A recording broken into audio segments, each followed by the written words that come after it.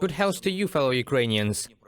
I held several fundamentally important meetings. The meeting on the energy sector was attended by everyone who is responsible for the stability of our energy system.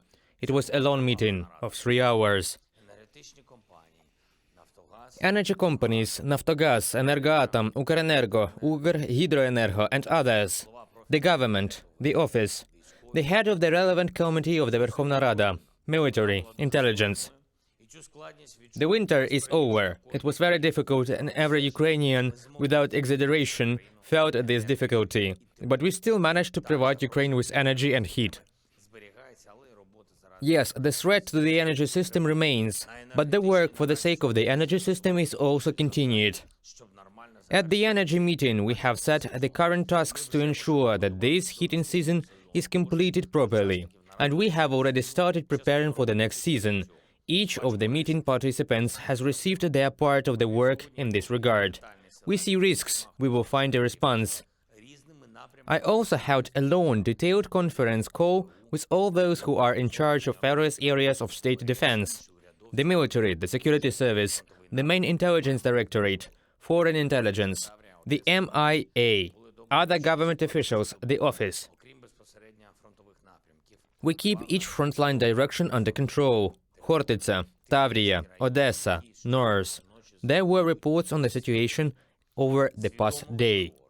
In addition to the frontline directions, we are also paying attention to the frontline areas, those cities and districts that are subjected to Russian shelling every day and night, to a deliberate terror. Nikopol and other communities of the Dnipropetrovsk region, Zaporizhia, Kherson and the region, the frontline part of Donbass, Kharkiv and the region, Sumy and Chernihiv regions. Now, in most of the territory of our country where we have managed to provide relative security, you may not feel what life is like for those of our people who live in the border areas with Russia, who live in the south of our country, where there are shelling occasions, where people are not at the front, but still directly at war, where Russia is constantly trying to destroy everything that people have. Constantly, and this is no exaggeration.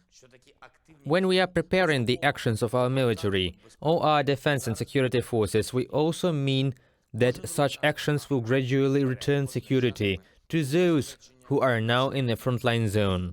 Every movement of our flag forward will mean the safety of our people, in the territories that will be liberated from the occupier, in those territories that will become a deeper rear, and in those border areas where the defeat of the invader will finally bring peace. I am grateful to everyone who is ready to help our country in further active actions. I thank each and every one of our defense and security forces who is already preparing.